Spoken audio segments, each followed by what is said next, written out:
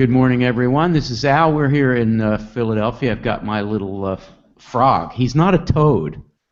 He's a frog. We're not going to run him over. How you doing? I'm all right. You knew I was going to do that. Hi, I'm going to say hello to everybody who's here. But first, there's some shout-outs. Susannah Greenberg, who is a New Yorker.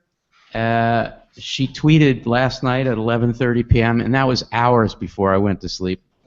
I ran into Allie of ModPo pen fame on the subway today, and we had a lovely convo. After a year watching the vids, it was like a celeb sighting. Don't you love that? That was so great. Once in a while in New York, I run into a ModPo person. It's great, and Allie must have been thrilled, although I haven't heard from her about it, and she's not joining us today, so we'll have to ask her later. The shout out to Matthew Corey and the Chicago people, and Max McKenna. And Max, can you unmute for a second, Max? You joined a ModPo meetup in Chi this past weekend. That was fun? Yeah, it was great. On Saturday at the Cultural Center, we had a bunch of people join us. Mazal, who lives close around there.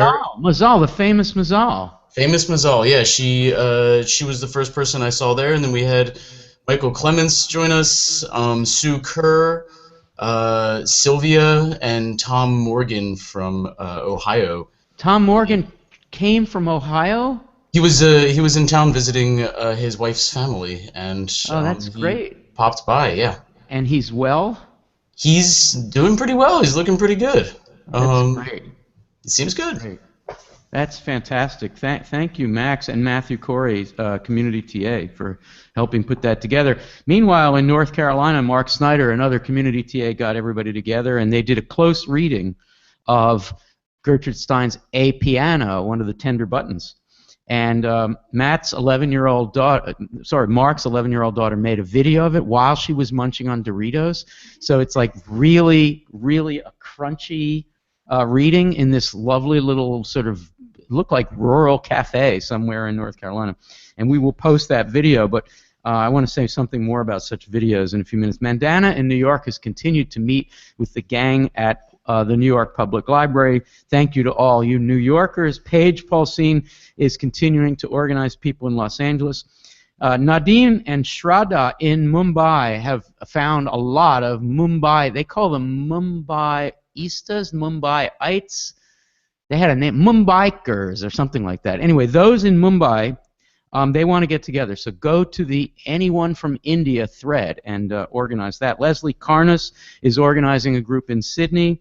And Massimo Saranzio, one of our favorite community TAs, is organizing in Milan. And we hope that, we do think, right, Julia Block, that what we're doing remotely, distantly, asynchronously, although this is live, mostly asynchronously, is okay. It's good, maybe better than good, but there isn't anything quite like meeting in a cafe in North Carolina or in Chicago and seeing Tom Morgan for real, right? Right.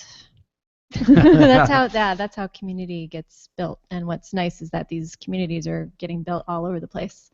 And not just here. It is not our goal. It is not our goal to use a massive open online course, so-called, to replace any face-to-face gathering where poetry can be read together with people in the same space, so that they cannot mostly be in the same space, that Mary Armour and T. De Los Rios know each other despite that they live in South Africa and the Philippines, would not happen without ModPo, but so much else could happen without ModPo, and I guess the face-to-face stuff happens ironically because of ModPo, so it's all good. It's all good. What do you think, Froggy? It's good.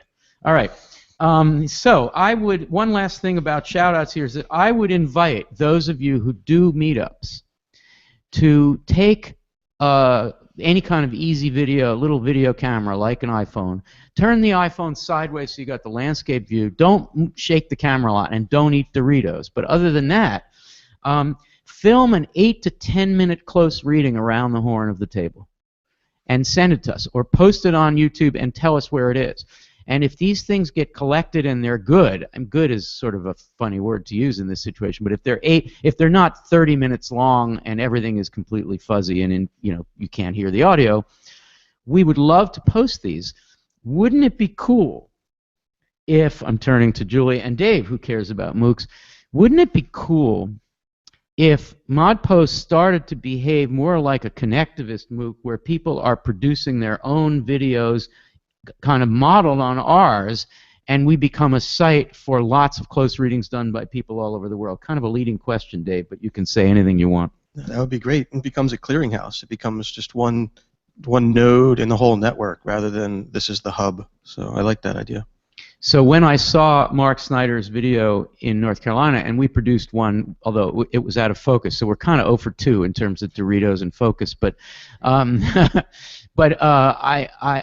had this dream, seriously a dream. I was up really late and then up again really early, and then I had coffee, so things are bad for me. But I had a dream, and the dream was not that these videos go into ModPo Plus, but that these videos go into another intrasite, another page, that I don't even know what the name of it yet is, but it's a ++ where there's a series of new readings and new poems. We'll find the text, and people are exploring further into texts like Tender Buttons or Bernadette Mayer poems that we haven't, Midwinter Day or something. And then we accumulate over the years a whole new syllabus full of stuff that the people of ModPo do. Anyway, I'm going on and on about that. Remember the group from Edinburgh that did that? And the group from Edinburgh started that out in 2012, and maybe we'll link that when we have a chance. There's Therese Pope's group in Northern California too, the Sacramento area. Yes, Sacramento, and so many more actually, so many more. So it's great. All right, well, we're saying good morning to Lily, who's on the telephone, and as usual, good morning, Lily. Hi, Al. 215-573-9752. We're saying good morning to. Excuse me, I have to have a little bit of my so good. That's a Jackie Gleason imitation. So good. My whiskey, my bourbon, first thing in the morning. Not. To Zach Cardiner and Chris Martin, who have figured out the audio problems. Am I correct? 100% correct. Yeah, Chris says, when we have figured out the audio problems, we are going to be smooth sailing from here on. We have, to my right, the inimitable Dave Poplar, who's looking good this morning. I'd like to quote Therese Pope, only for #ModPoLive will I wake up this early. Yeah, 6:30, Therese Pope, 6:30, and Molly O'Neill, whom we're going to say hello to in a second. And to my left, Julia Block, my co-teacher and pal. How are you this morning? I'm great. How are you? You are going to be looking at the thread, yes, which is in the discussion forums inside the ModPo site, and you're also going to look at Twitter, and the hashtag is ModPoLive. That's hashtag right. ModPoLive. We also have here remotely Amaris Kachansky, who is a nomadic. She is, I think, somewhere in as far east in Massachusetts as you can get. It's true. Good morning to you. Good morning, Al. We have Max, the aforementioned, aforeseen Max in Chicago. Good morning, Al. Good morning. And at 7:10, we have Molly O'Neill, who is set. She's got her tea. She's done her stretching. She's ready for a big day. Am I right? No. No? Okay. All right. Good morning to you. And we have Nina Schaefer and Eric Weinstein in the room, and we have a call coming in. But do we want to say something first before we take the call? Julie, let's you and I riff for a second about what we think could be happening in this week of ModPo. I mean, what do you... I'll start if you want, because you're giving me a quizzical look. I think of this week not simply as an interregnum, because I think that's finally inaccurate, or as a kind of holding place between high modernism and the emergence of modernism. I think of it as an opportunity for us to talk about what are the downsides as well as the upsides of poetry that tends to describe, that tends to narrate, that tends to have a single subjectivity, and that tends to help us feel what we are going to feel, and maybe even sometimes tell us what to feel. And that ModPo is really about poems that don't tell us what to feel or even what to see.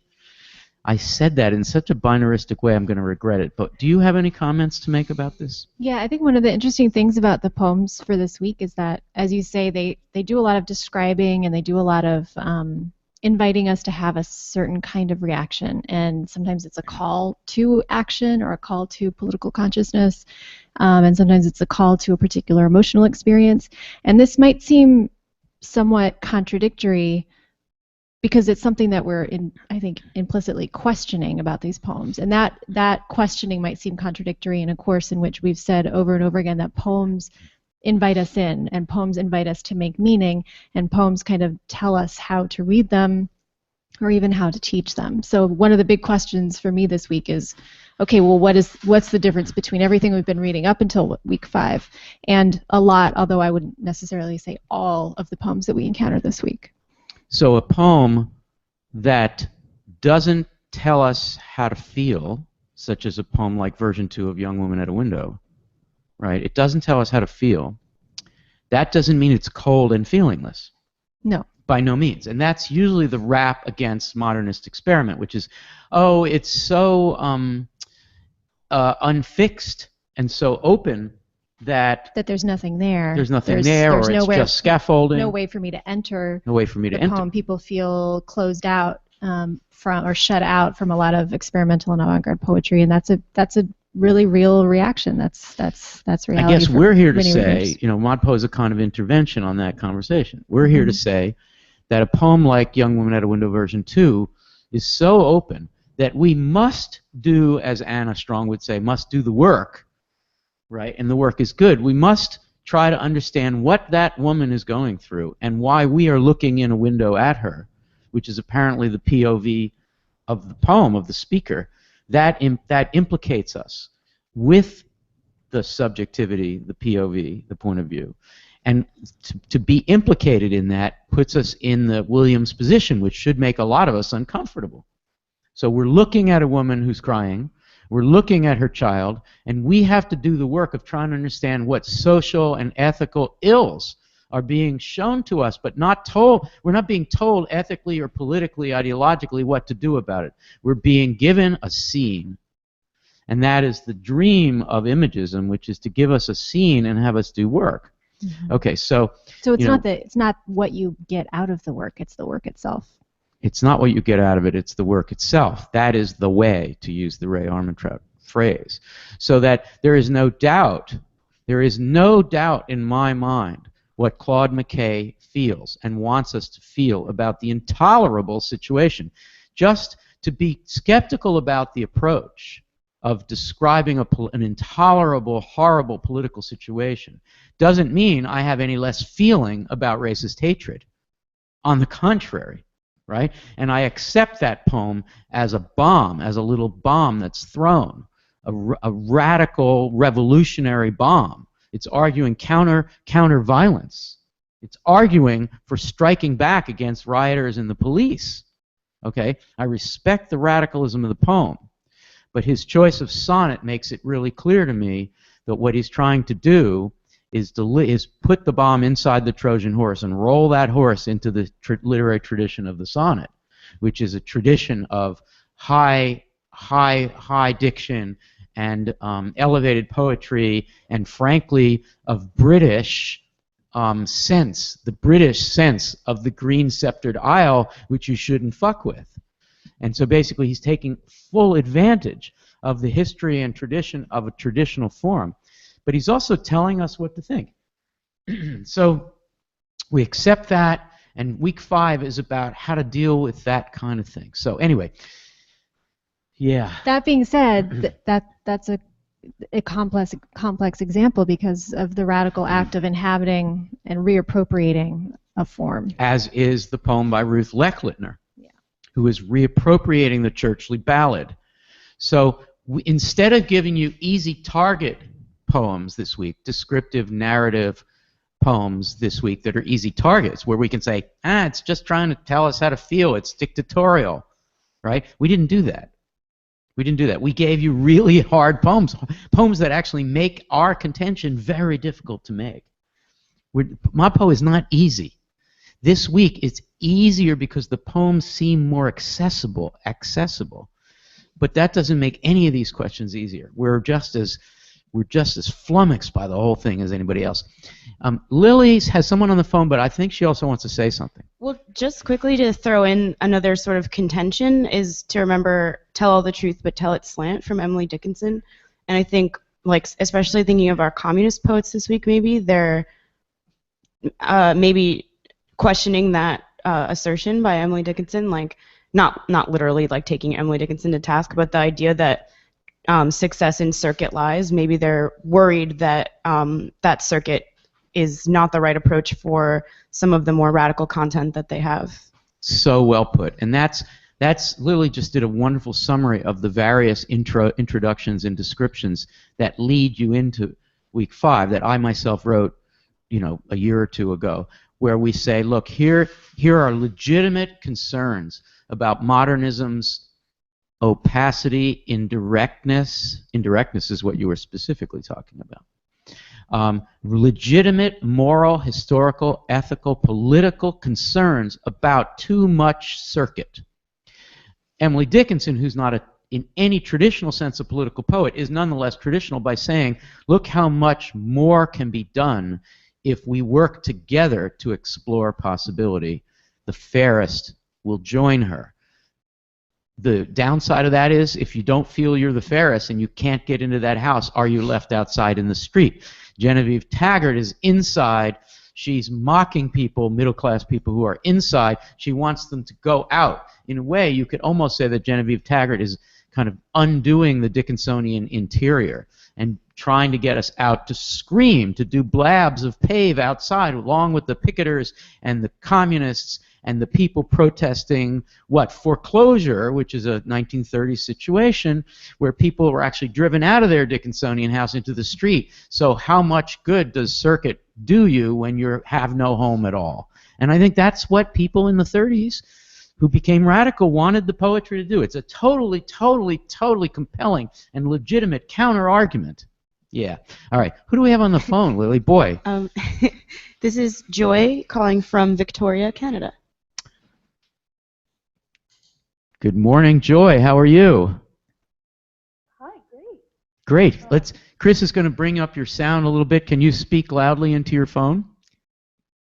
Yeah, let me just turn off my computer. Definitely turn off the computer, but we still need you to be a little louder. Good morning. Good morning. Hi. Now, I believe you guys did a meetup. Yes, we had a meetup yesterday at a cafe, and there were 6 of us, and we began with the recitation of "So Much Depends Upon a Red Wheelbarrow." That's great, Joy. The invocation. Joy, what I'd like you to do, since you're a bit fuzzy for us, is to speak really, just put some space between your words and speak clearly. We can't understand you, just have to speak slowly. So was it a fun meetup? Did you have fun? Oh yeah, we had fun. We were talking a lot about the interpretation of Gertrude Stein from the last live webcast, especially with regard to the sexual content that one of the speakers brought up. We had a whole new understanding of tender buttons. Say that last thing again. Oh, I'm sorry, you can't hear me very well. You just have to speak clearly. So you said something about tender buttons at the end there. Oh yes, we had a new understanding of the phrase tender buttons. Oh, good. But I want to hear. I want to hear that. I actually followed your discussion in your thread because I'm just like weirdly omnipresent, and I was hanging out. I know.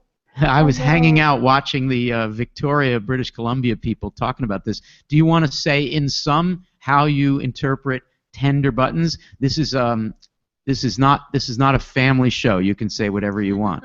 The federal, the American, the U.S. FCC is not going. It's not an FCC. What is it that would shut us down? Yeah, it's the FCC. FCC, Communications Commission. You can say fuck if you want. No. You know what? I was a Mennonite in my upbringing, and I can't say the word out loud. Oh my! I'm sorry. I just trespassed on your belief. I'm really sorry. We're having this very interesting conversation across a continent and across upbringings. I know. I'm so excited, but I did have a poetic question. Okay. Would you ask your question? Then I'm going to turn to Molly, Max, and Amaris to have them answer it. So here we go. it's sort of linked. I had a question: if petals, if faces in a subway can evoke petals on a wet black bough, can the petals on the wet black bough remind me of faces in a subway? Great question. Can we take just that question? That's such a huge one. Oh, is it? Oh. Oh my good. gosh, are you kidding? I know you had a step 2, but hold on. Yeah, okay. Okay, so Amaris, Max, and Molly, nod your head if you heard Joy's question, or I can repeat it. Okay, all right, good. Amaris, take a shot at it. Can it work both ways? I think absolutely, because the whole idea of this new kind of poetry that they were developing is creating non-literal images, right? So you're demonstrating a unique perception through the creation of that image. So it works both ways. Yeah, great answer, Max.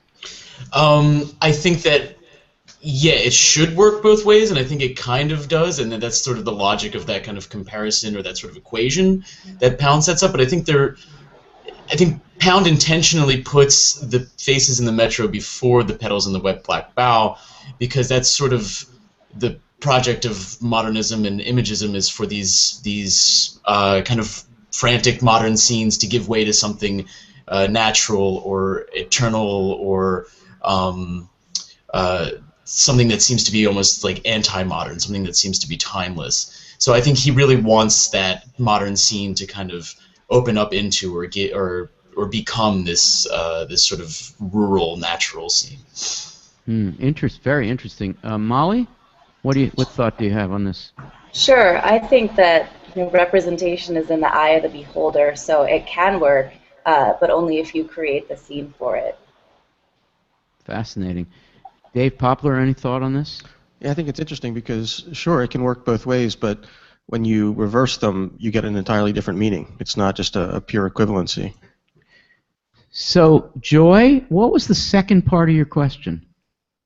The second part was, if so much depends upon a red wheelbarrow glazed with rain beside the white chickens, can it also depend upon a green wheelbarrow beside the black horses? That's a great question, Julia Block. Eric, would you like to come up and hang out with this? When I hear a difficult question, I think, gee, it would be good if Eric could join us. So the question is, how's would it the work poem if it was a green different if it's wheelbarrow a and it green- was a black horse? Yeah. Would it work? Would so much depend upon that? I think a lot depends on. You can tell she's a good teacher. A lot depends on that that green wheelbarrow and the black chickens. No, black horse. Black horse. So I think of that poem as kind of a nod towards documentary. So I think about the poem as describing what depends on what we see. So if the question is, if we switch around Mad Lib style the words in the poem, does it still matter in the same way? I would say yes, but you have to take it seriously, because then you have to, instead of doing a close reading of red, you get to do a close reading of green, and instead of doing a close reading of chickens, you get to do one of horse. Would that poem be as powerfully influential if we could discern any humor, irony? It seems like an unironic, sincere view or observation. If it were ironic, it probably wouldn't be as important, would it? Mm-hmm. Right? Because he'd be saying that so much doesn't depend on such crappy little scene. Yeah, the poem is about precision, so it seems to me that if you switch some words for others, it's still just as precise. Yeah. Hey, Joy? Yes? Yeah, what did you think of that? Does that make sense? Well, it's very mysterious how poets choose their words. Yes. Because that poem is only one sentence. And Yeah. I just wondered what made that sentence different from all the other sentences we speak in daily life. Yes. And did it depend upon the red and the white? Great, Joy. Thank you for those questions. Also for your get-together and tolerating my F-bomb so early in the morning. Oh, no problem. So good that you're with us with ModPo, and it's great. Thanks for calling. And I realize it's early out there too, so have a good morning. We're going to respond to this last question, but we'll take it after you hang up, okay? Okay, thanks. Thank Bye. you, Joy. Have a great day. 215-573-9752. Eric, that last point, I mean, it seems to me, come up right close to the mic, it seems to me that there's something essentially and fabulously and beautifully arbitrary about the choice, but not arbitrary if you believe that Williams saw this thing. So what's arbitrary is that nature or happenstance or God put in front of him a red wheelbarrow as opposed to anything else and these chickens, and that so much depends upon that happenstance, so much depends upon that arbitrariness. That doesn't mean it's any less determined somehow. How do you deal with that paradox? I think we could imagine a poem that was very similar, where, let's say we were going to describe an image from Bruegel's The Fall of Icarus, and the poet is... A painting. Yes, this 17th century, do you think? Peter Bruegel? That's right, Bruegel the Elder, and there's several important poems written about that painting, including one by Williams. Carlos Williams, late in his life. So let's just do a thought experiment for a moment. Let's have a poet who writes a similar poem describing a physical action that's in that poem, and this poem is embedded in many layers into the Western tradition. And he would say something like, you know, so much depends upon an action in that painting which will be changed because of the fall of Icarus. This person's life is utterly changed, and it relates to a myth, and we have several poems about it, and the reason why it matters is because this is a very important moment in Western culture. So the words might be the same, but the reference suddenly becomes about the fact that you're entering into the Western culture, and you're going to try to shift it just a little bit. So here we have Williams not necessarily doing that, registering something about his own perception, registering something about all of our perceptions if we really grasp the moment and are present in the moment. Focus and that's right. Our intent.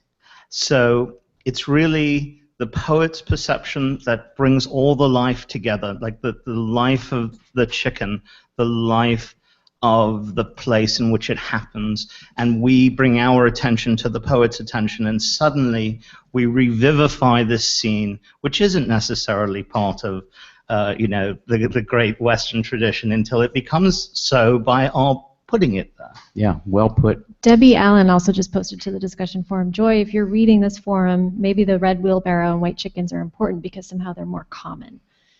People were more likely to have a red wheelbarrow than a green wheelbarrow, more likely to have chickens than horses. Yeah. So there's something about the images as a kind of vernacular. Yeah, it is a kind of vernacular. That's really a great point. It seems to me, just to connect this week 3 conversation we seem to be having, no offense to anybody, but this is week 5 and we're having a week 3 conversation, it's fine. To connect it forward, William Carlos Williams, had we all the time in the world, would also appear in chapter 3, because he was interested in, briefly for like a month, interested in the communist movement, but very interested in unemployed people, in hobos, in the simple life. And so in the 30s, he wrote what we called in those days proletarian portraits, which were very imagistic, and basically updated the wheelbarrow and chickens to the time of the Depression. And that kind of simplicity is really important to the poets of that period. Okay, so let's see. What do we have here? You want to pick out a favorite tweet, Dave Poplar? Not a whole lot of activity. T. de los Reyes, and God knows what time it is out there in Manila. It's so mysterious how poets choose words. Ray Maxwell's Hunting for Apartments. T also has a question about,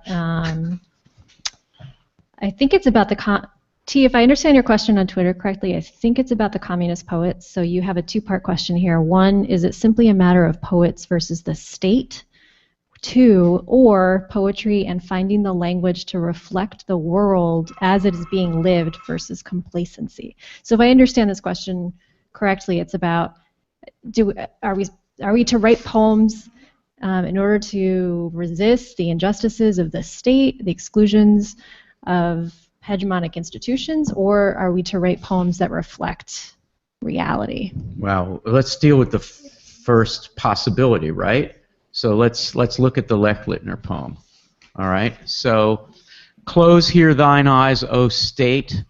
So she seems to be addressing Amaris. I mean, it's pretty obvious she's addressing the state. Close here thine eyes, O state. But is that all there is to say in that poem about the address? I'll read it. I don't know if you have it in front of you, Amaris, but I'll read it and you can respond. The question would be, is she addressing the state, and therefore, as T suggests, she might be just doing this poetic work against the state. Close here thine eyes, O state. These are thy guests who bring to gods with appetites grown great a votive offering. Bring offering, it's rhymed. State, bring great ring. Know that they dare defy the words of law and priest. Better to let the unborn die than starve while others feast. The stricken flesh may be outraged and heal, but mind, pain sharpened, may yet learn to see thee plain, O state. Be blind, accept love's fruit, be sleek, fat, and lip sealed. Forget that life-avenging pain will speak. Thrust deep the long curette. Amaris, whom is she addressing there? Is this a poetic act against the state? What I think is interesting about this poem is that it seems to embody both of the aspects that T was talking about simultaneously. So while the content of the poem addresses, I think, both the state and the people in the sense of pointing at some socio-political change that needs to occur, we've discussed how the form of the poem kind of reflects the reality of the situation, which is that she's still thinking in sort of a traditional way. And she's not doing the necessary work in the poem to demonstrate a new mode of thought, a new way of thinking that would be necessary to actually catalyze that change. So you're on the side of those, and Anna Strong is among you, who say that the use of the churchly ballad can be ironic, but it also suggests, I don't want to say a failure on her part, but possibly a political contradiction? Yeah. Yeah, I would say so. That's a tough position to take. Max, what do you think about that? Do you see a political contradiction in the use of this form? I mean, I guess I'll summarize what it might be. Radical content, traditional form. Therefore, if you want to get past that irony, you have to really be ironic about the form. Is she ironic enough? Max went out. So, Lily, what do you think about this situation? I don't know. I think that there's like the creating irony between your content and form is only like one possible dimension we can think about this poem in. So I think like some of the poems in this week do use that strategy, but then there are a lot of poems that are grayer and more in between, like this poem, for example. So I don't know. I think the more interesting question is like, what is the text in front of us actually doing? So like, I read church ballad, but I do read language, like very strong language contrasting with rhymed structure and like more traditional structure. But I don't know that she's going for irony. Like I don't know if that's her intention, like main strategy. But I also don't know that in and of itself makes this not a good poem or a misguided poem or something like that. Can we spell out anybody? Can we say in the plainest language what a formal irony is?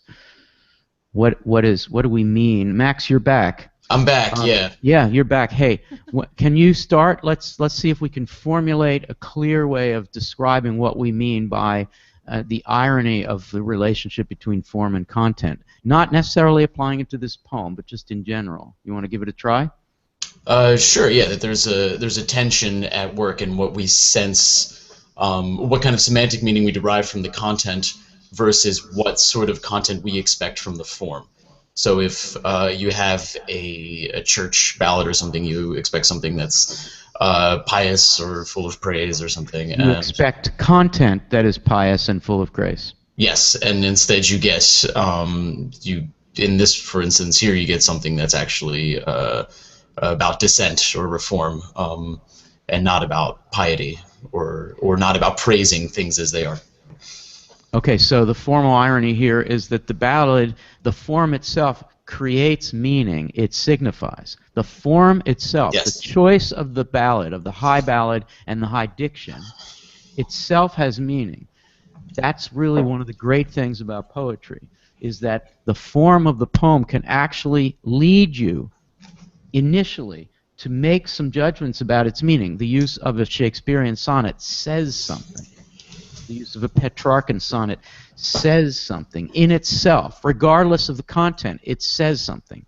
Then you get to the content, and if the content does not jive with the literary tradition and the history of the form, then you've got some work to do to try to figure out, and I don't mean irony in the sense of, ha ha, you're like going two places at once. Irony is the way there's an irony if I say moog instead of mug.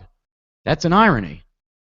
There's an irony when I say mug, because irony is that space between the sign that gets used and the signified. I mean, so there's an irony in all language. This is, of course, what in the 70s everybody was all excited about in the so-called deconstruction era. All language is ironic.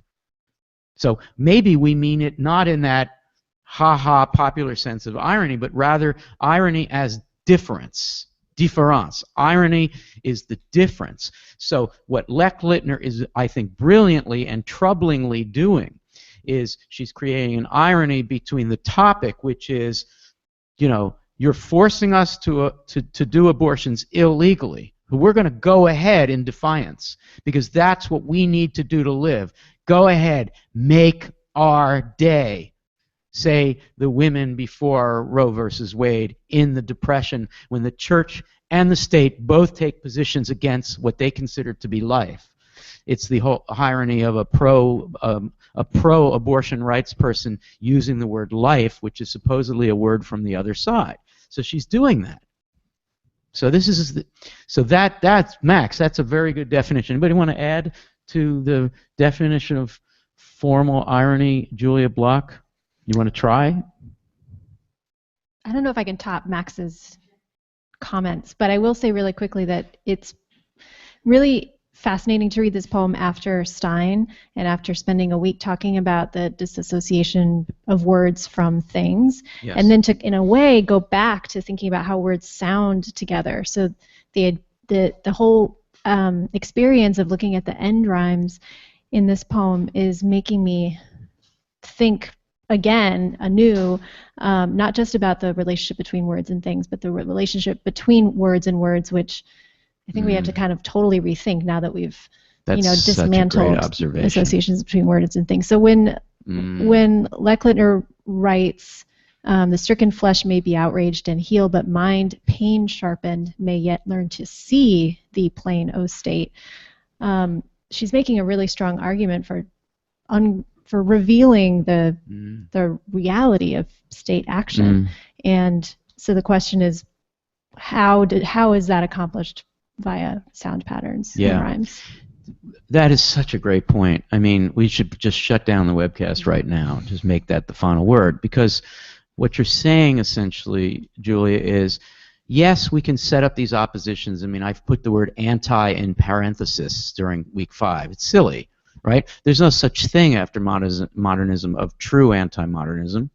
The fact is that our reading of Ruth Lech-Littner's poem is informed by the very, very different kind of use of sound and words by Stein the previous week, but we cannot go back. So that the respect that we have for Lech-Littner's use of the sound of words improves because Stein was doing something else, but she created a consciousness. There is no way that the disclosure that you just described, when she says, I'm going to see you for what you are, O state, and she does it in a way that makes us attend to the language we are better off having had Stein, even though she's doing something that's sort of on the opposite end of the spectrum. This is what learning is all about. This is what poetry is all about, whether it's in one school or another. All right. So I'm going to say one last thing, and then we'll get to the phone caller. The froggy reminds me of something. The frog reminds me of formal irony, because what Richard Wilbur does in the Toad poem, this is a frog, not a toad, right? He would be very angry if we call it, right? This is a frog, right? Not a toad. So this guy here, he's small game for Richard Wilbur's high diction. Richard Wilbur makes up a form. It's not a traditional form. He makes it up, but it's a very elaborate form, and he keeps to it. And he uses a high diction to create an irony.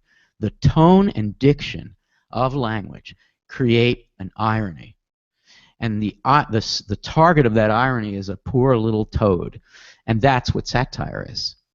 So it's either a ha-ha effect of satire, or, as many ModPo people feel, kind of unfair. Why doesn't he use his poetic genius against larger game? Why doesn't he pick on someone his own size? And I think that's such an interesting issue when we get to that kind of classical disposition of the week 5, chapter 6 poets, who are trying to do what we call neoformalism, and to say, I'm a subject and that's an object, and they're not going to be the same.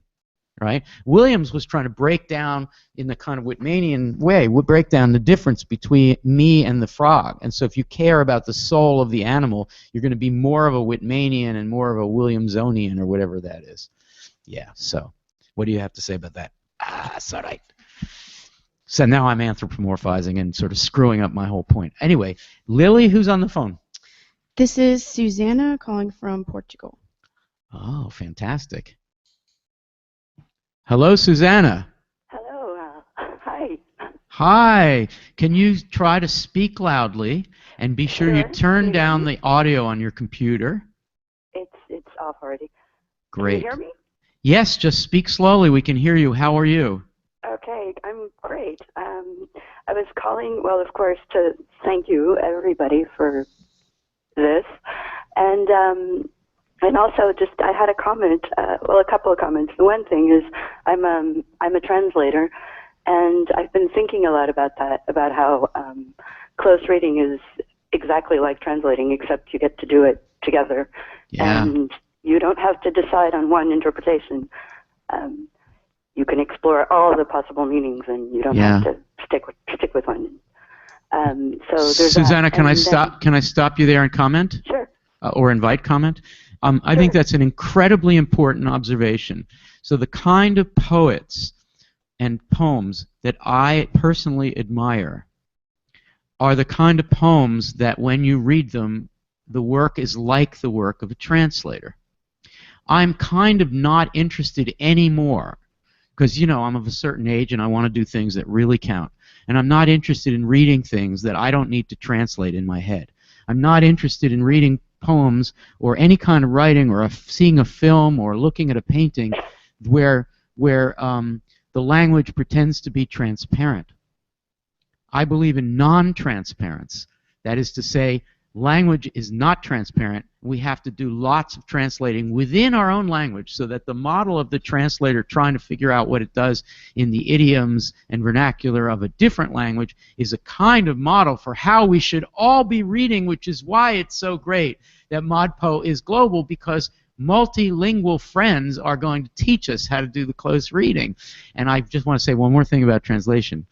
I'm going to invite my ModPo friends here, Amaris, Max, Molly, Dave, anybody, to tell us which poem in chapter 9.3 is explicitly about the problems and miracles and aesthetics of translation. Who wants to do this first? Dave Poplar knows the answer. Can I say green light? You were really going to screw with me. I said 9.3. But you're doing your usual Dave thing. All right. I want you to tape something about green light later, but we want Susannah to get a straight answer. Molly, what 9.3 poem is about translation?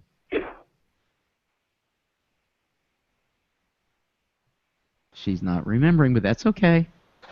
I'm sorry, you cut out there for a second. Oh, I'm asking what 9.3 poem is about translation. Anybody? Caroline Bergvall's.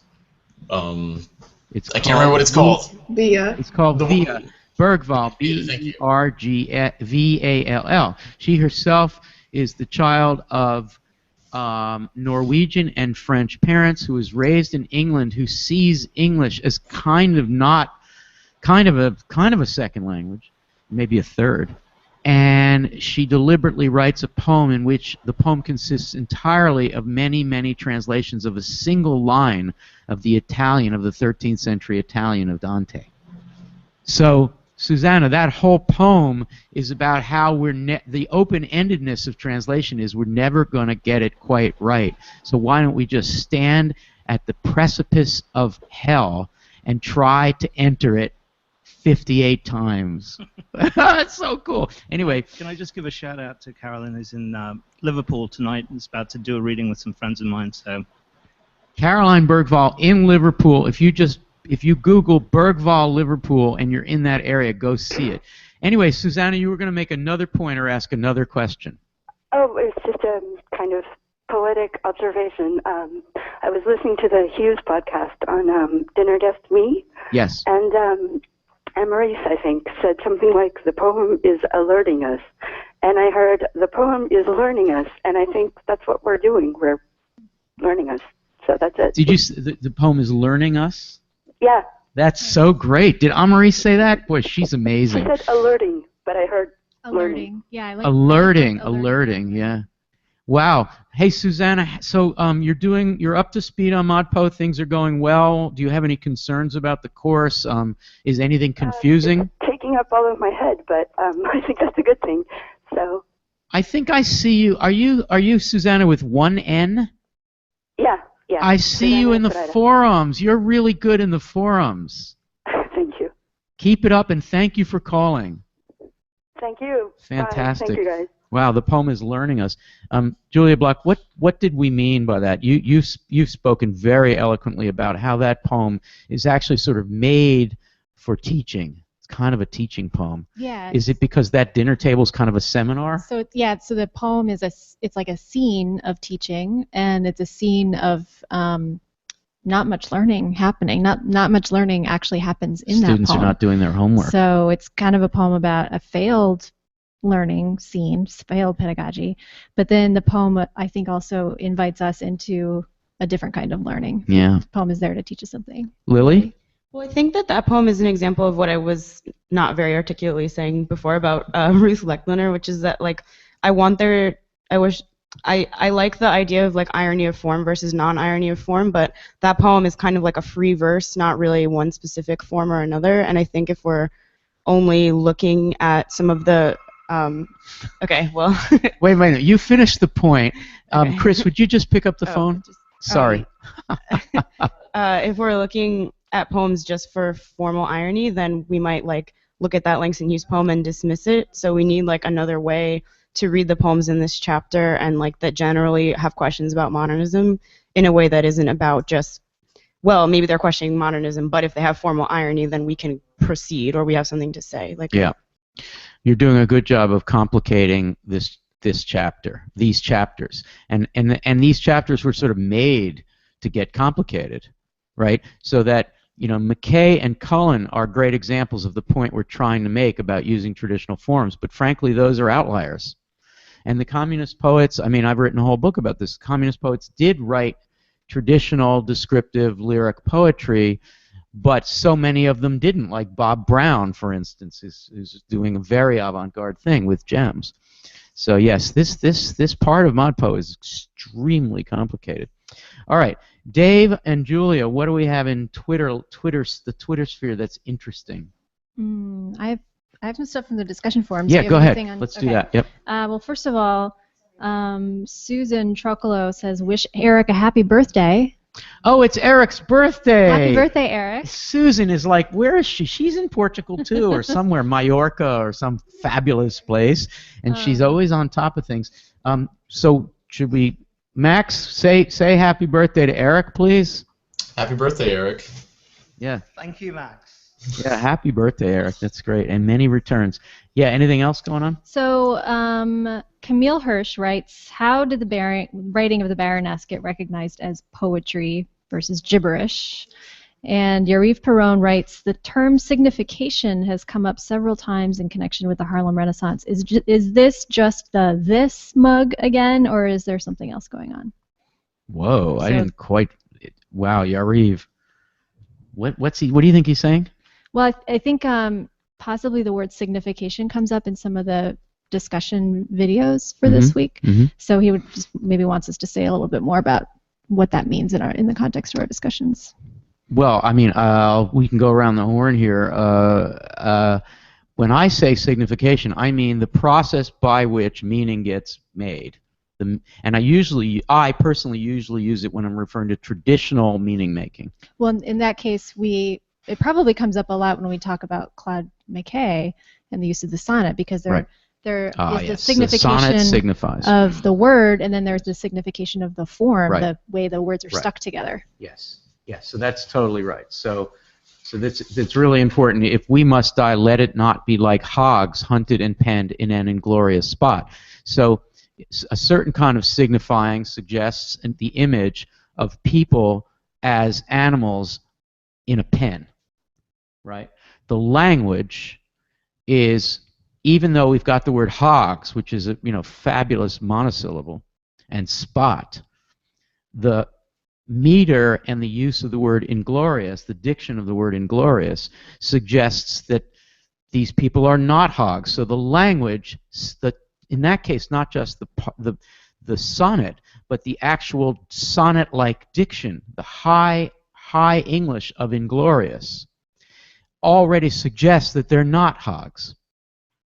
So there's double signifying going on. There's the signifying of an animal that we generally consider to be low and dirty and easily penned and maybe slaughtered, not maybe slaughtered, definitely slaughtered, right, is one kind of image. And the other contradictory thing is that the poet, who is himself feeling similarly penned and identifying with those who are penned, is capable of rising up from that sloppy, muddy pen and saying a word like inglorious.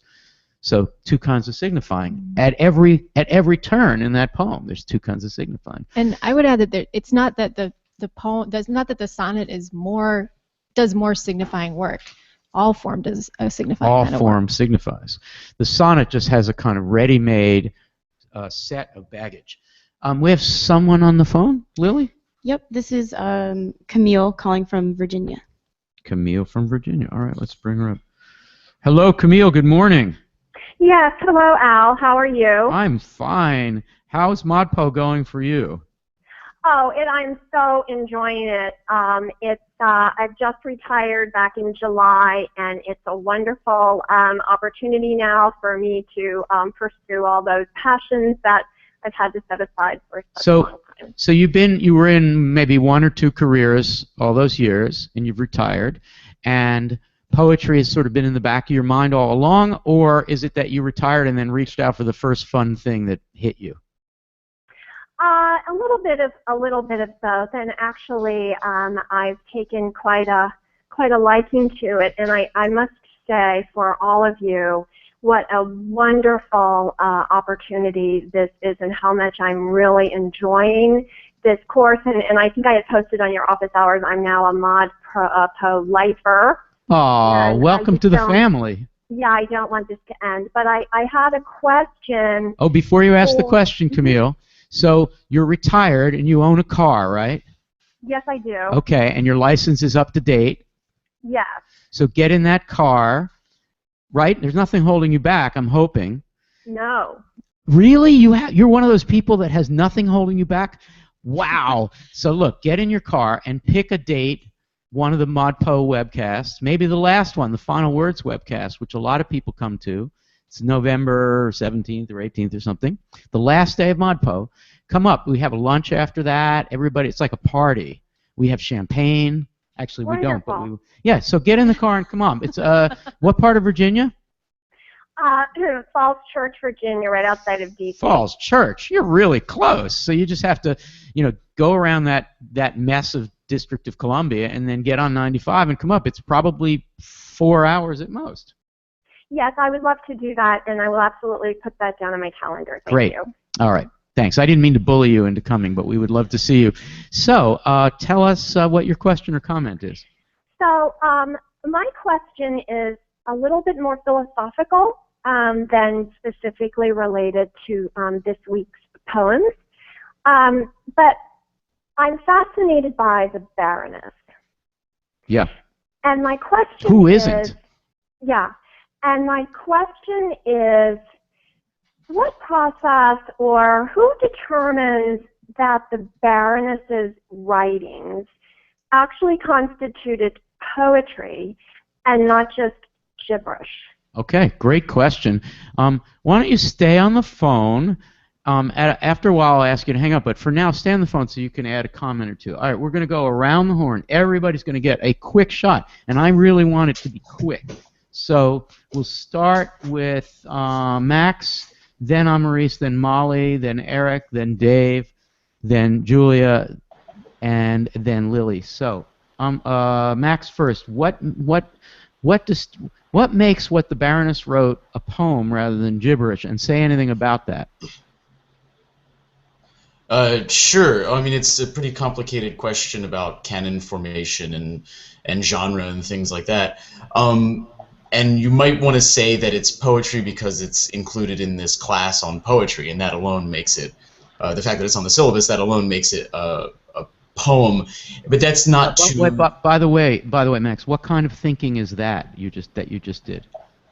What kind of thinking is that? Yeah, there's a word for what you just described. It's called functionalist, right? So if I'm voting, I'm a voter, right? If the poem is in a course on poetry, it's a poem. Right. That's actually a really good, almost pragmatist approach to things. There's nothing wrong with that. That's fine. Go ahead, Max, though. Oh, yeah. But I think, yeah, it's functionalist, but at the same time, I think that way of thinking about it also suggests the more general approach that we take in ModPo to poetry, right, is to kind of shift the burden a little bit more on the reader rather than on the author. So if we're reading it as poetry, that also makes it poetry in a way. Okay, great. Let's go to Amaris next. Say anything about why the Baroness's poetry is poetry rather than gibberish. Well, I think there was an interesting thread in the forums that was sort of addressing this, and it was titled, "Is the Baroness Crazy?" And I feel like when verses by women in particular were incomprehensible, the instinctual reaction for some reason was to use insanity or mental illness to dismiss that poetry as being worthy of consideration and critique. And we saw in her poems that they're very innovative at the level of the form, enhancing the content of what she's writing.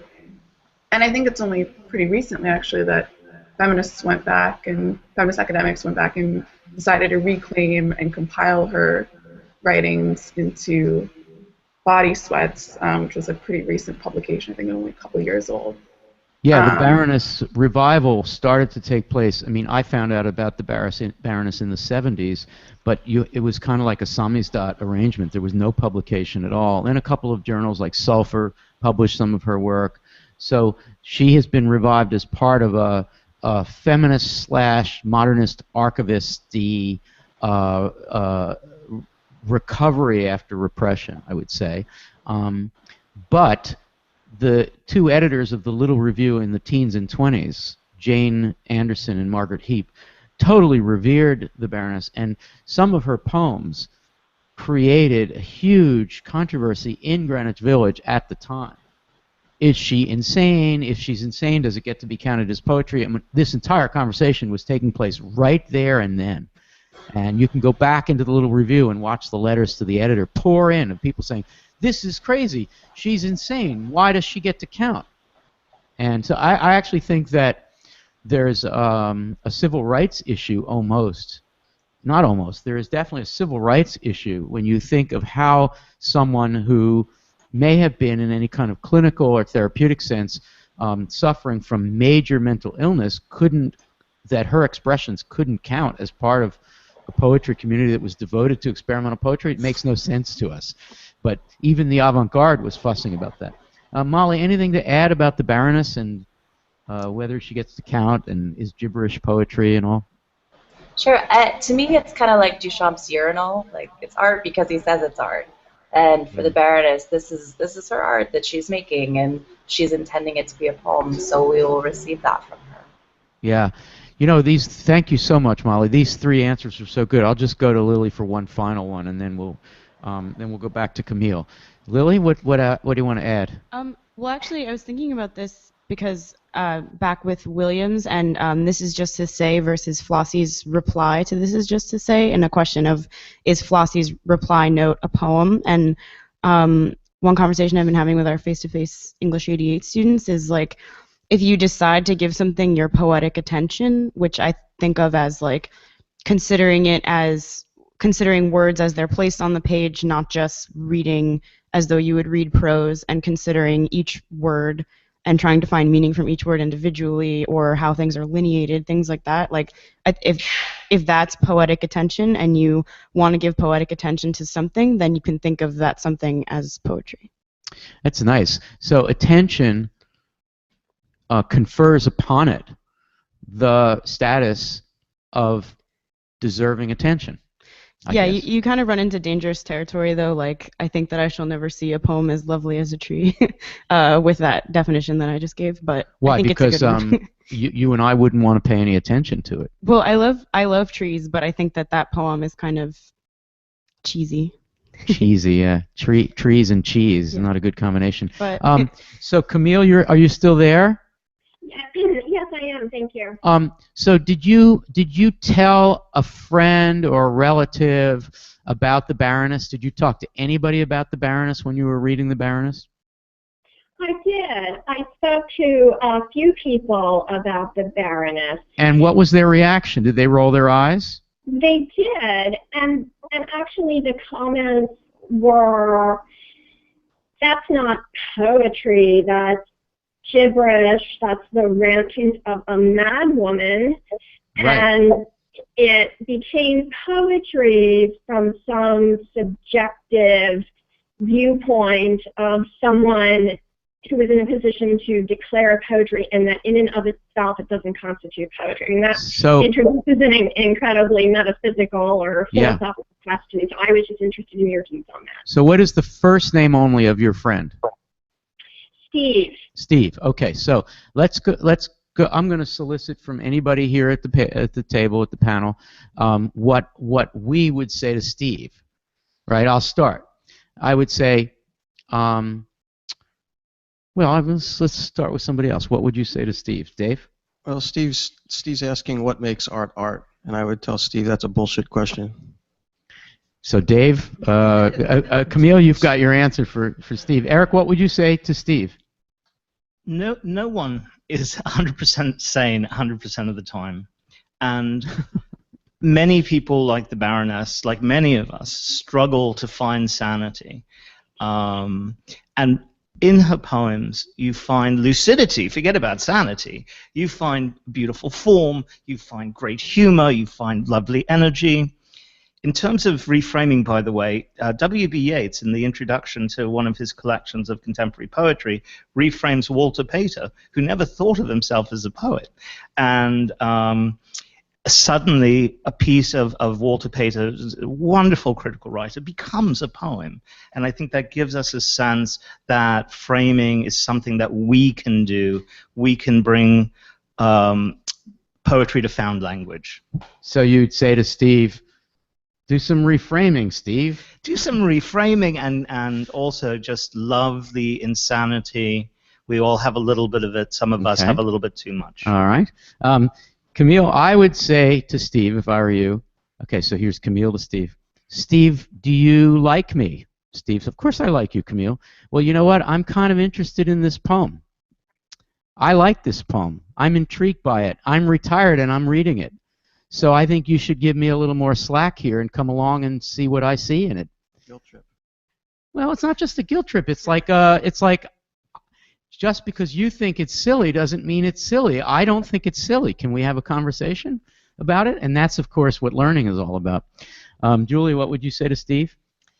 Well, I think that discomfort and rejection and skepticism are all always good places to start. So in some ways, the disruptive power of the Baroness's performance intended to have that effect, intended to have that like disruption and almost invasion of your sense of what's right and proper. That's So should we feel bad that Steve might not enter the House of Possibility? He's not fair.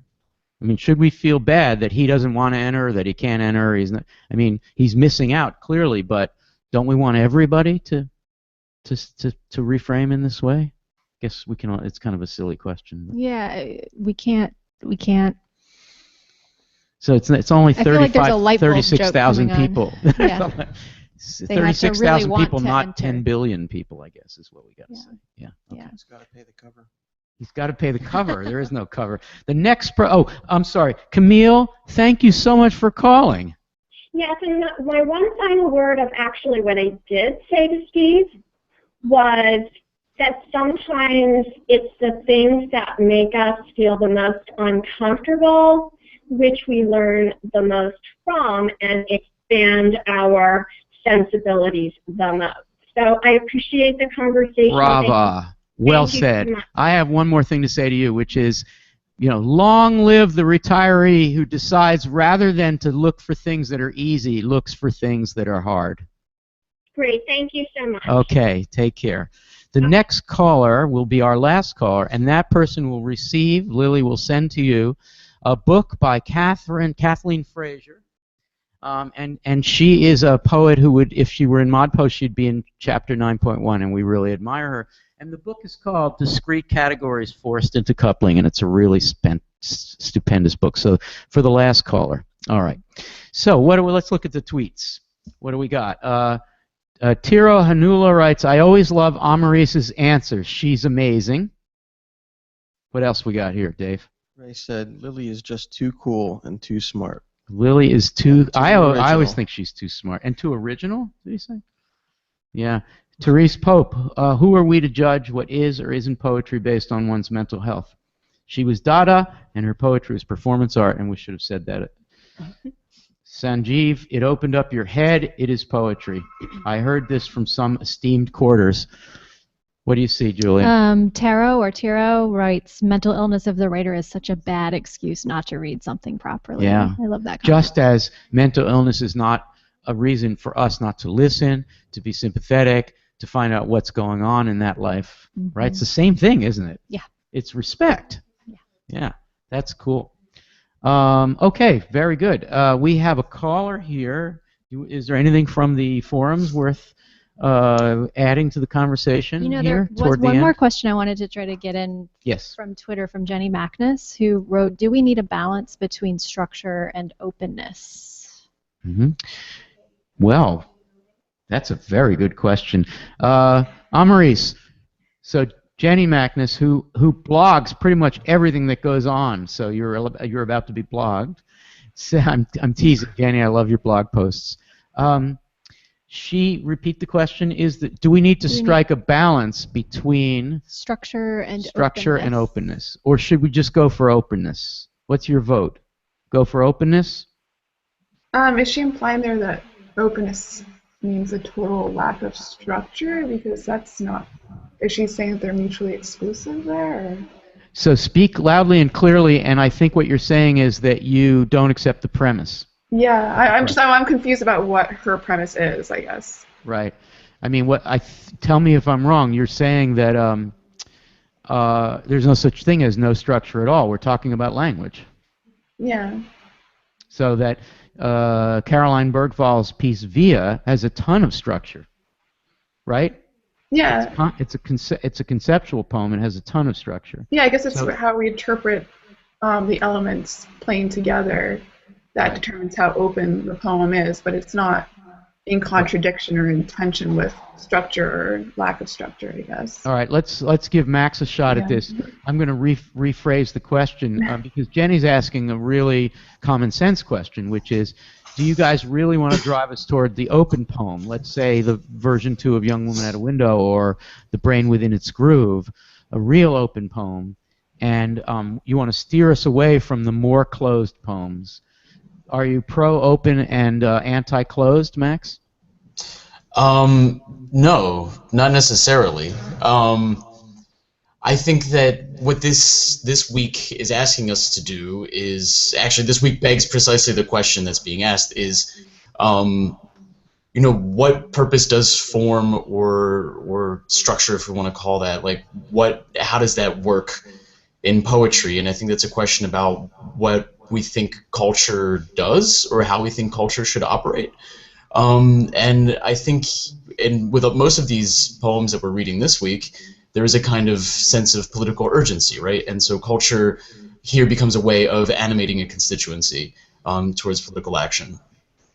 And I think, and we're reading that sort of, we're reading these forms or these things that are kind of familiar, maybe as being closed, but they do nevertheless have an important cultural function.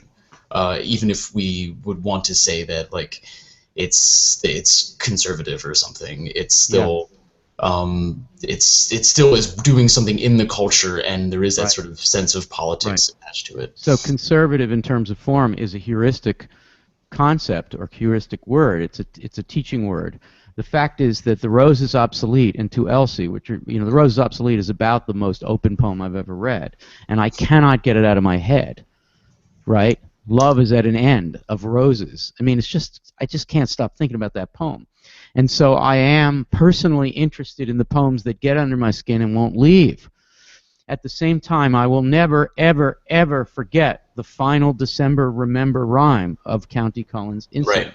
I will never forget it because the rhyming and the ballad there is about memory. It's about being in a pub or in a church and saying words that you won't forget because the rhyme is a cue.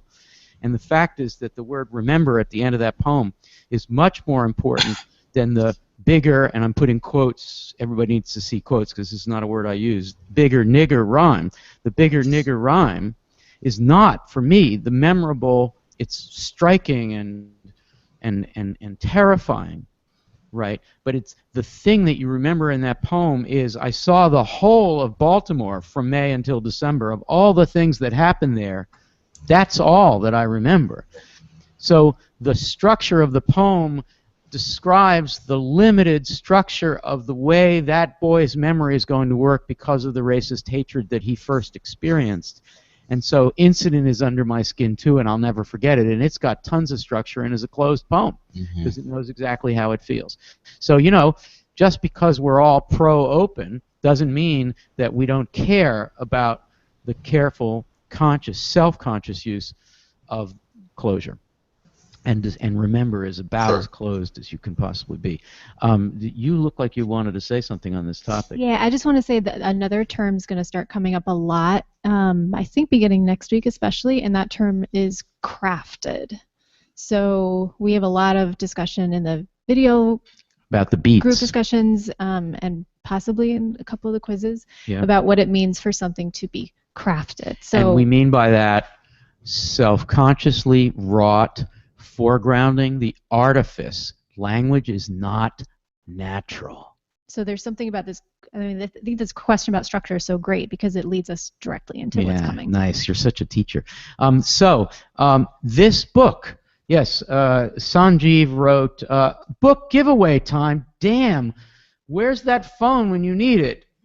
Just being here on ModPo Live is amazing, but he didn't get the book. Who did get the book? This is Ken calling from Boyce, Louisiana. Ken from Boyce. Fantastic. Hello, Ken. Good morning. Good morning, Al. How are you today? I'm fine. Where are you from? Boyce? Spell that. B-O-Y-C-E, Louisiana. Yeah, great. So how's ModPo going for you, Ken? It's going well. This is my second go-around. That's mainly what I was calling for. in 3 poetry online classes this fall, and I enjoy ModPo more than all the rest. Anyway, I don't necessarily like the poems of his. Yeah. I like discussion groups and the close reading, and seem to be learning a little more from it than anything else. Yeah. That's a great distinction. Thank you, Ken. I mean, a lot of people, you know, not a lot, but some people think, oh, they're so fun and it's such a good community. Why do they have to read these like really difficult, opaque poems? And I actually think that there's a connection between the two. I actually think that if we had a different syllabus, a more traditional coverage kind of anthology kind of syllabus, that the work we do together, which forms a community, wouldn't be. And also those agonizing videos where we're trying to deal with poems that we don't get, those are all fun. Anyway, thank you, Ken, for saying that. So do you have a question or comment, or did you want to describe what it's like to be back for a second year? Well, it's been, I've tried to kind of participate a little bit. It's kind of hard working and different courses.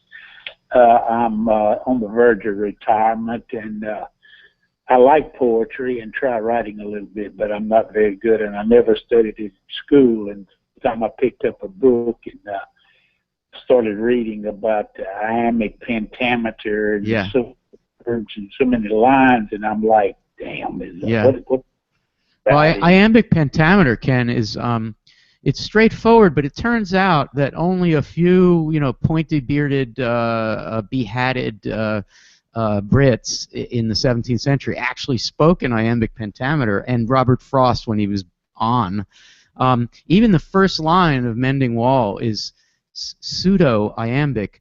Ken, do you remember the first line of Mending Wall? Something there is that doesn't love a wall. If we did that in iambic, Ken, you ready? We're going to do it in iambic. Okay? So the word something, how would you pronounce something if it's iambic? Something. Yes, something, that's right. So something there is that doesn't love a wall. So that's like Bela Lugosi playing Dracula. Something that is that doesn't love a wall. Nobody talks like that. But did I entertain you, Eric? Have you ever heard my Bela Lugosi? You have. Yeah. So clearly, what's happening there, Ken, is that Frost is really like he's teasing us with iambic pentameter, which is of course Shakespearean and really invokes poetic English. But Frost is also trying to be a guy who sounds like a New England farmer, even though he's fake. He's a bullshitter because he's not really a New England farmer, right? So his use of the iambic is just like so meaningful. One of the only reason, Ken, that I'm interested in iambic pentameter is to see how people necessarily vary it. That's the problem with learning it, Ken, is you learn it and then you never really find anybody using it straight out. But anyway, I digress. The whole thing was a lot more involved than I thought. Yeah. To me, poetry would be about writing what you feel. Yeah.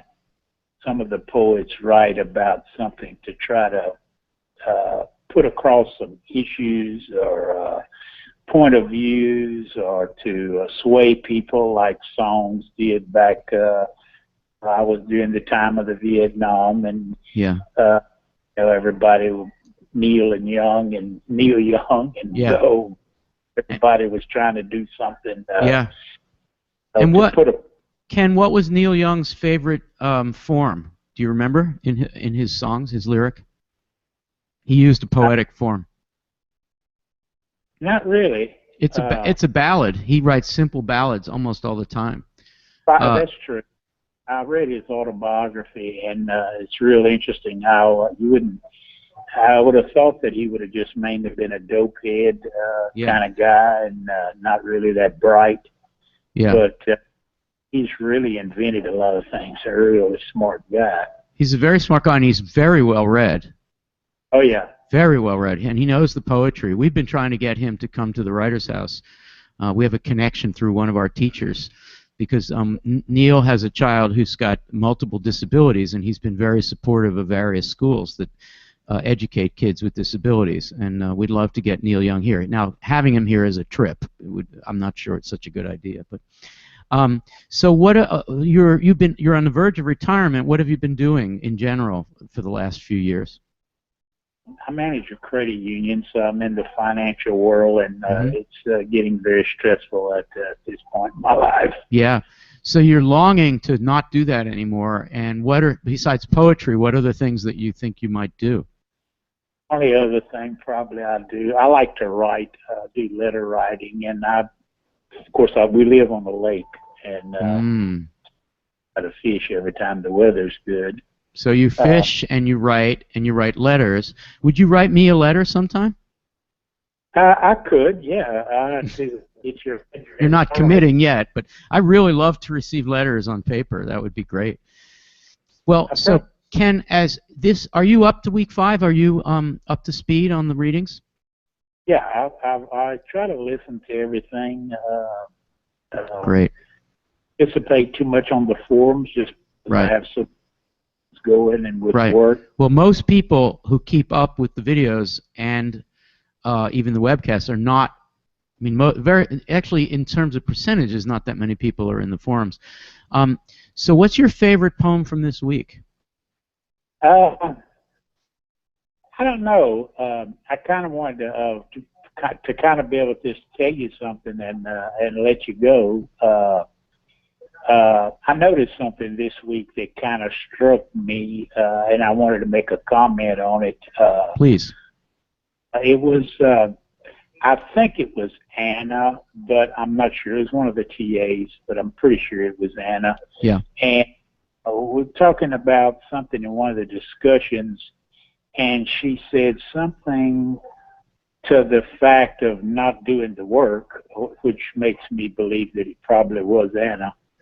And like it struck a nerve with you, because I could sense that she was pointing towards some of the poetry wasn't, maybe some of the poets didn't take the time to work into the poem, to put it into poetic form, right? But kind of helter-skeltered everything. Yeah, that would be Anna's view, yeah. Stopped her right away, and I was like, it's funny how that hit that nerve. I could see that, and it was probably in last year, and I didn't notice that last year, but I did this time. Yeah, it's interesting. I mean, I think Anna is, as it were, the strongest pro-modernist of the group. Everybody else is sort of, open to all kinds of possibilities, and her view is almost ideological. She wants it to be hard. She wants it to be opaque. She doesn't want anything to be easy. So this particular week is hard for her, and I agree. It's sort of striking when you see such a smart young person say something in such a strident way, but it really provokes a lot of people scratch their heads. I think as you did, like, wow. She wants the work to be done, and she's not tolerant of people. That she's of course tolerant. She's less interested in people who aren't doing the hard work. Ken, thank you so much for calling, and thank you for being part of ModPo for a couple of years. And I hope I'll get that letter from you.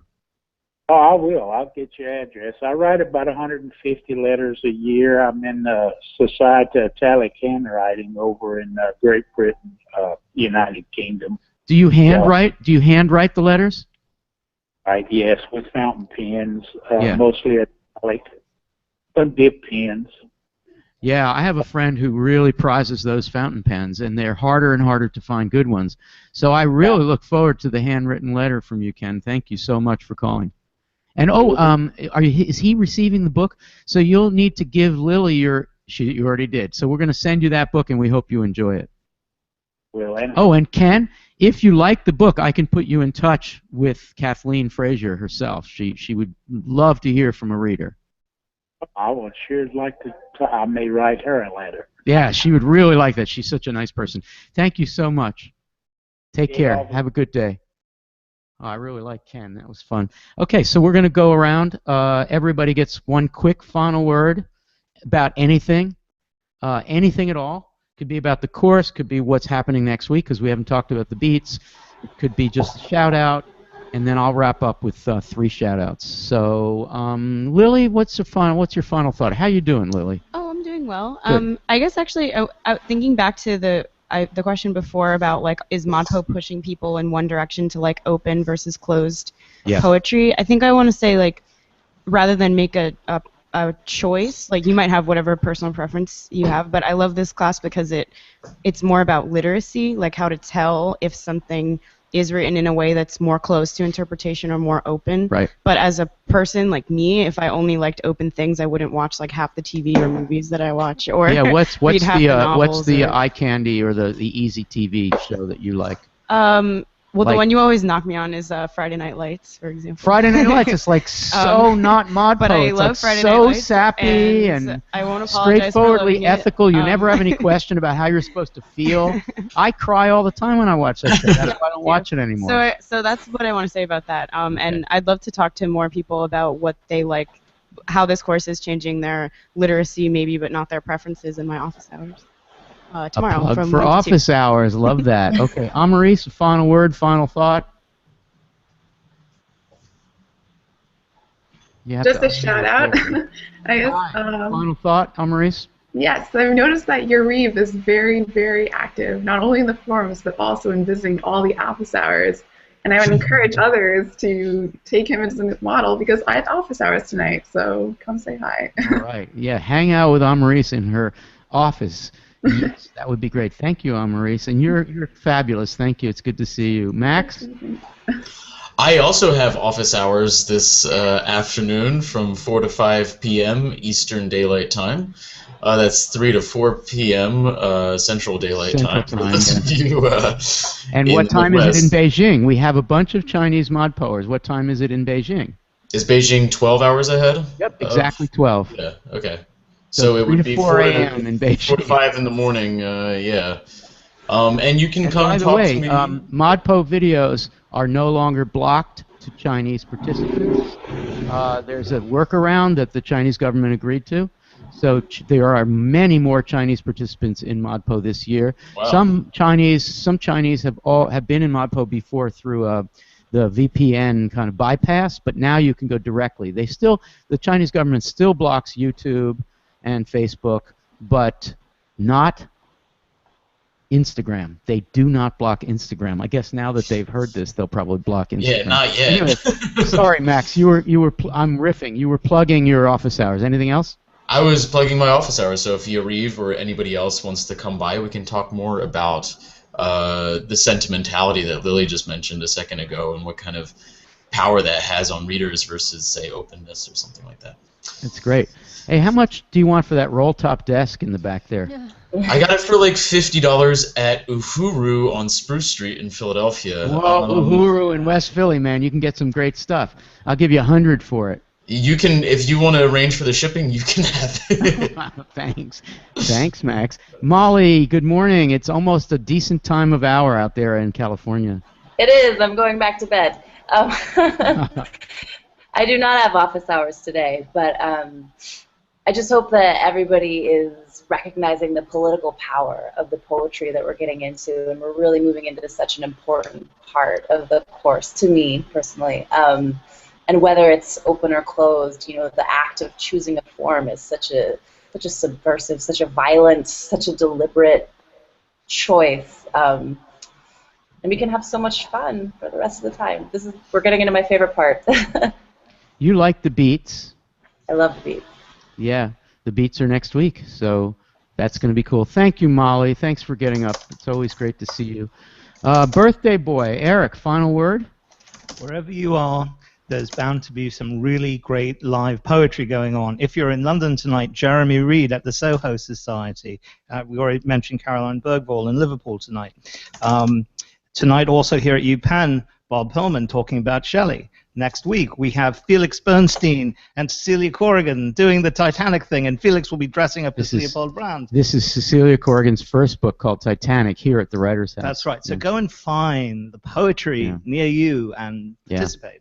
Well, I have to add, that's such a good final word, such a good final word. I have to add this so many ModPo people wind up going to poetry readings, and they wind up approaching the poet, particularly if that poet's someone we study toward the end of the course, and they say, like, I would never have gotten your poetry without ModPo. And we get so much wonderful feedback from the poets who meet this incredibly engaged community, and it's just fantastic.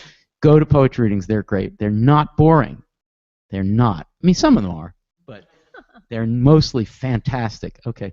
Dave Poplar, how are you? I'm great, thanks. Good. Final word? Just sort of an observation. We were talking about irony of form and Trojan horse and lines for an abortionist office, for example.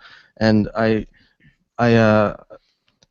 just want to make an observation because we're talking about irony of form, and it is a Trojan horse to get in a message using a traditional form. But all these things can be looked at as another level too, because I think if you take a step back, you can look at this poem as being reflective of the society that it's criticizing. We have a formal form here that's blind to this radical content, that this horrible criminal content that's going on.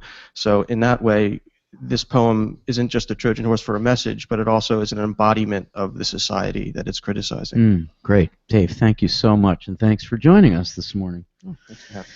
Julia Block, final thoughts? I'm going to piggyback on what Lily was saying about literacy, and I'm going to encourage everyone, whether you're a teacher or you're just someone who's interested in teaching, to check out the For Teachers link on our course site, and to say that a term I really like to think about is not just literacy, but critical literacy. So there's this notion in the field of education that critical literacy is the kind of literacy, the kind of facility with working with language and ideas that is more about exchange and more about exploration and being willing to make mistakes and bringing your own knowledge into the room than it is about just receiving knowledge. And so that's what we're trying to do with our teaching videos.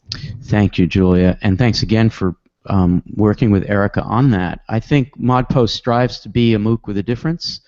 And insofar as we are different, it's because we strive to be interactive. We strive to do these weekly interactive live webcasts to show you that we actually are here, that we're not just robots. There's very little that's automated about our site. And something like the Teachers Resource Center, something like what ModPo Plus can become as people start to crowdsource new materials, makes me think that the original idea of the Massive Open Online Course as a communications network that goes many different ways at once, the so-called connectivist MOOCs or the CMOOCs. What we're using is a platform that is called the XMOOC, which is a MOOC that basically delivers unto you, that tells you what to think and then you think it, that gives you information and you absorb it, that talks while you listen, that is together while you're not together, all that stuff, that stands while you sit. All that stuff turns out to be not much more than PBS.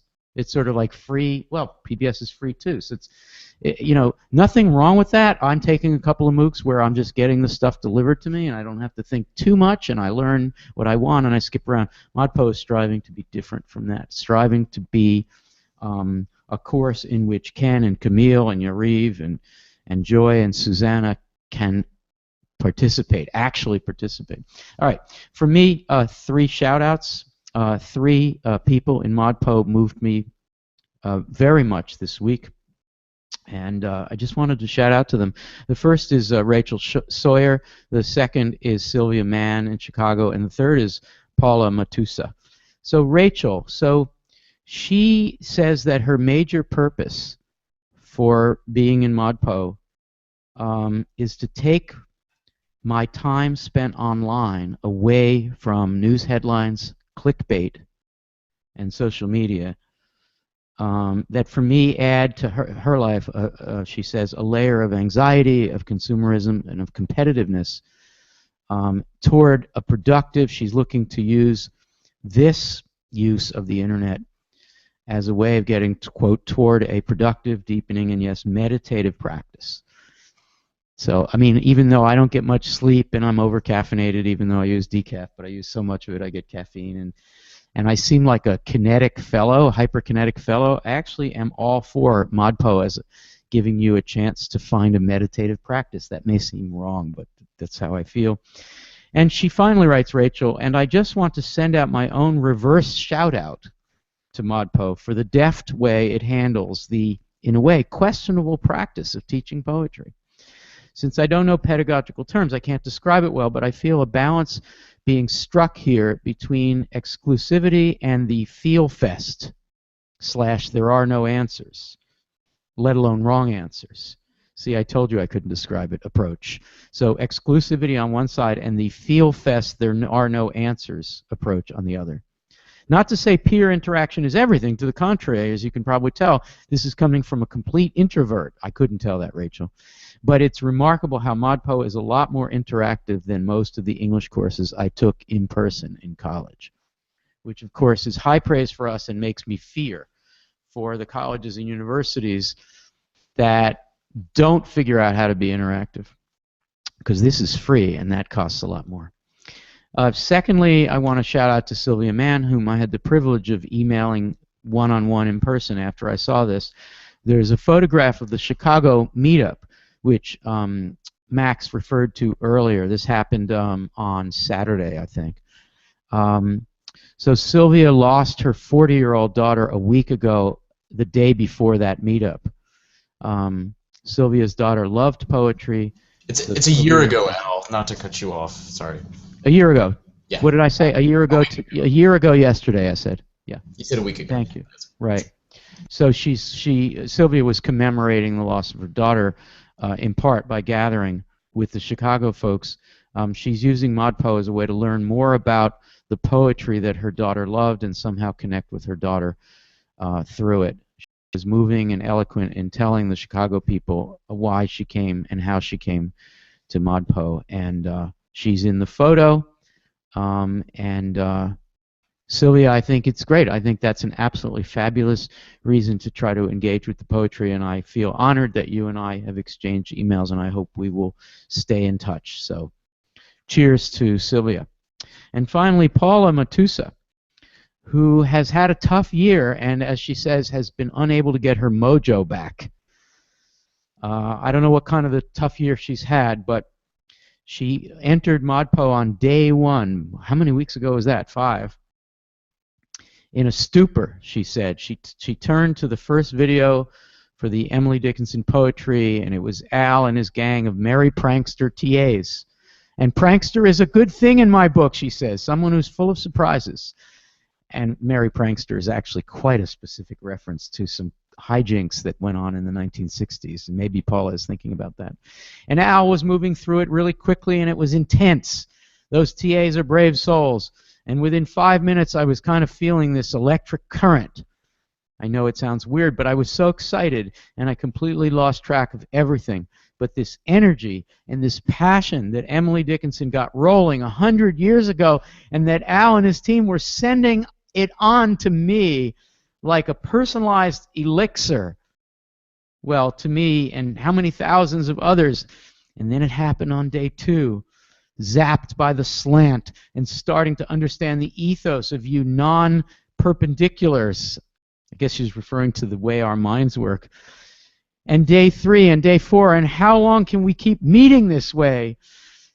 And finally, day 3, a day of catastrophe. The mills and the turnpikes and the hills all slid away, and I liked it. I liked this creative destruction. What else are you planning to blow up? I can't wait to find out. P.S.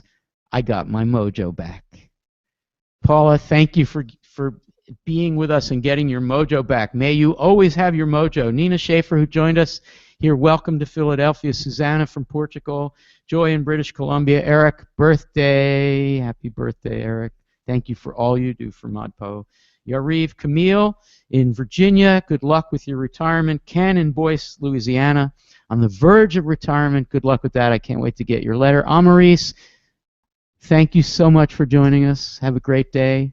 Thank you. Max. Hey, So Max. long, Al. Oh, so long. Send me the desk, please. Free shipping. Molly, the day is just beginning. Thanks, Al. Yeah, take care. Eric, take care. Dave Poplar, see you soon. Yes, Julia Block, you're the best. See you soon, Al. Thank you. You won't see me next week. I will be in ModPo, but I'll be in Prague. And I'm gonna try to tune in whatever time it is and join you somehow by the webcast. But I have my own meetup in Prague. I'm really looking forward to it. So we'll see you when I get back. And we're signing off. Thank you, Zach Gardner and Chris Martin, for making this perfect webcast possible. Bye-bye, everybody. See you in the forums.